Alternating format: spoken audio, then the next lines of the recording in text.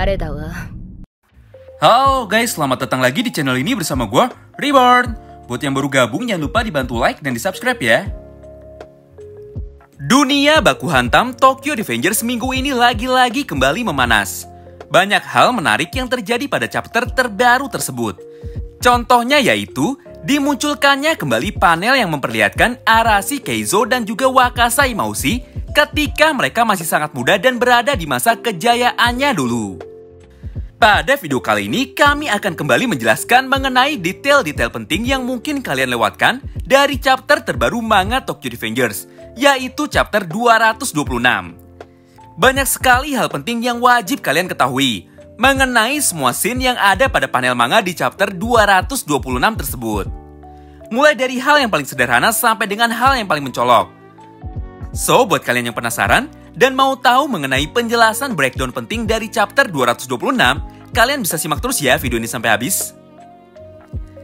Kita mulai dari breakdown yang pertama, yaitu hubungan paralel antara panel manga di chapter 226 dengan panel manga di chapter 52. Pada momen ini terlihat sebuah scene yang sangat identik sekali antara Hanemiya Kazutora dan juga Haru Chiyosanzu, di mana keduanya sama-sama terlihat berteriak sambil berusaha menyerang lawannya. Pada chapter 52, Kazutora dengan ekspresi kegirangannya meneriaki dan berusaha menyerang Sano Manjiro. Sedangkan pada chapter 226, terlihat Haru Chiyosanzu dengan ekspresi kegirangannya meneriaki dan berusaha menyerang Kakucho. Tidak hanya sampai di situ. Pada momen selanjutnya pun kembali terlihat hal yang sangat mirip sekali, yaitu scene di mana Sanzu yang akhirnya menghantamkan tongkatnya ke arah kepala Kakucho.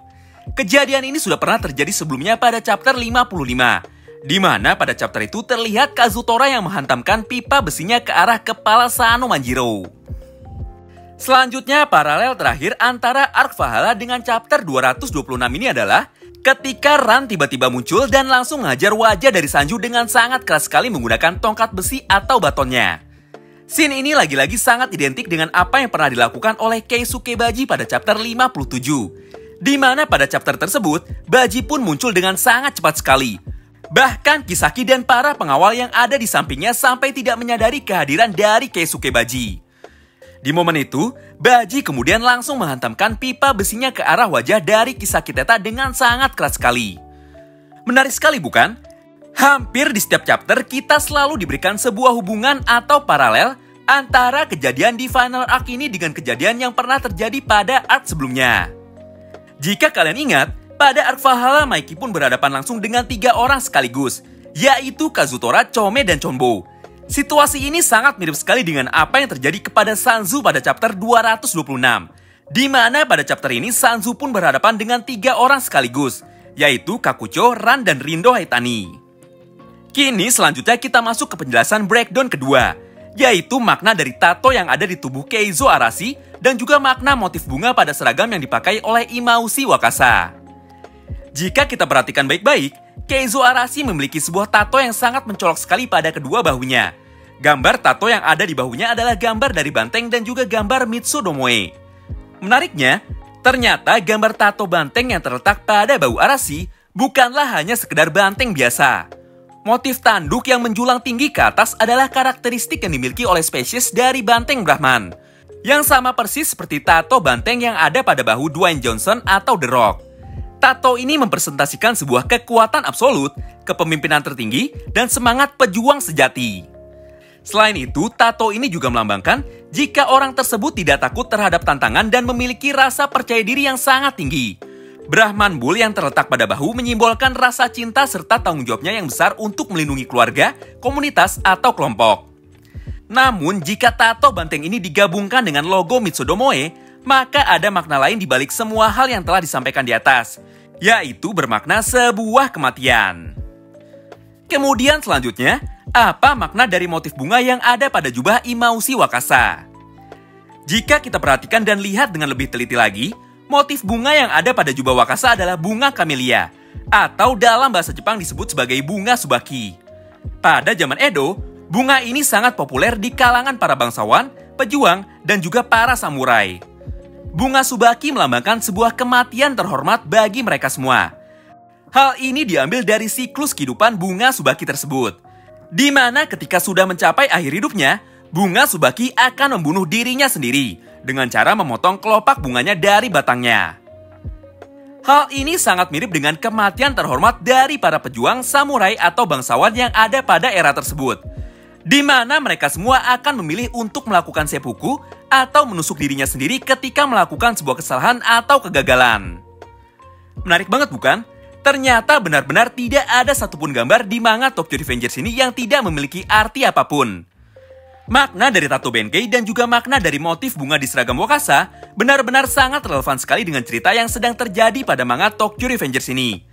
Seperti yang kita ketahui bersama, jika di masa depan Benkei dan Wakasa tidak ikut bergabung bersama Akashi ke dalam geng Bonten, besar kemungkinan mereka semua terbunuh atau menjadi korban dari perang 3 geng besar yang terjadi pada masa lalu ini. Dari semua penjelasan di atas, akhirnya kini kita bisa ambil sebuah kesimpulan. Jika pada akhirnya, Wakasa dan Benkei sama-sama berkorban di akhir hidupnya demi keselamatan orang-orang yang mereka lindungi dan juga mereka sayangi. Setidaknya itulah yang sudah pernah terjadi sebelumnya pada garis waktu Bonten. Tapi karena kali ini masa depan sudah berubah dengan drastis, maka masih ada kemungkinan besar jika hanya salah satu dari mereka lah yang akhirnya terbunuh. Atau malah kemungkinan terbaiknya dua-duanya justru selamat jika Takemichi, Senju, atau ada orang lain yang mampu menghentikan tragedi perang ketiga geng besar di malam festival Tanah Bata ini.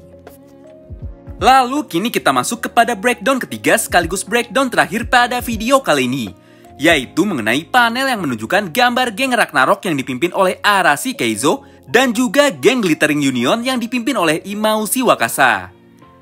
Jika kita perhatikan baik-baik, dalam panel ini terlihat dengan jelas sekali jika desain dari seragam yang dikenakan oleh Imaushi Wakasa sangat mirip sekali dengan seragam geng Kanto Manji. Dan seragam dari seluruh anggota geng Glittering Union tersebut memiliki desain yang sangat mirip sekali dengan seragam dari geng Tokyo Manji. Sedangkan geng Ragnarok yang dipimpin oleh Arashi Keizo mempunyai desain baju yang sangat mirip sekali dengan seragam milik geng Rokuhara Tandai. Bagaimana menurut kalian? Sampai sini sudah paham kan maksudnya? Ya, benar banget. Ini adalah paralel yang ditunjukkan oleh Ken Wakui mengenai kejadian yang sedang terjadi pada final arc ini. Sebelum geng Black Dragons menjadi geng nomor 1 di seluruh Jepang, wilayah Kanto dulu terbagi menjadi 2 bagian, yaitu wilayah barat dan wilayah timur. Hal ini sangat mirip sekali dengan apa yang sedang terjadi pada final arc ini. Yang membedakan adalah, kali ini wilayah Kanto terbagi menjadi 3 wilayah yang dikuasai oleh 3 geng terkuat, yaitu Brahman, Rokuhara Tandai, dan geng Kanto Manji. Seragam dari para karakter yang ada pada panel flashback di masa lalu tersebut melambangkan mengenai geng-geng yang terlibat dalam peperangan besar untuk memperebutkan kekuasaan di wilayah Kanto ini. Geng Kanto Manji direpresentasikan oleh Wakasa Imaushi. Geng Rokuhara Tandai direpresentasikan oleh Arashi dan juga geng Ragnaroknya. Sedangkan geng Brahman direpresentasikan oleh Shinichiro Sano yang datang dengan seragam hitamnya.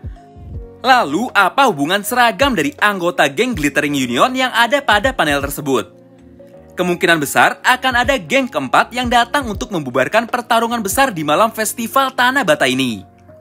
Jika melihat dari foreshadowing atau petunjuk yang diberikan oleh Ken Wakui pada chapter 226 ini, bisa saja mantan anggota geng Tokyo Manji akan kembali datang ke medan tempur antara ketiga geng terkuat penguasa Tokyo ini.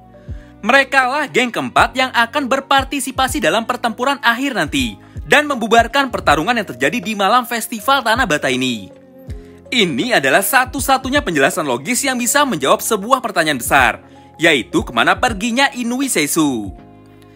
Kemudian, apa peran Hanagaki Takemichi, Sano Manjiro, dan juga Kawaragi Senju pada pertarungan besar di malam festival Tanah Bata ini? Sampai saat ini masih belum ada yang tahu secara pasti mengenai apa yang akan mereka bertiga lakukan ke depannya. Apalagi saat ini banyak sekali dead flag atau tanda-tanda kematian dari para karakter yang mereka kenal pada pertarungan besar ini. Terima kasih banyak yang sudah simak video ini sampai habis ya. Sampai jumpa lagi di video selanjutnya. Bye-bye.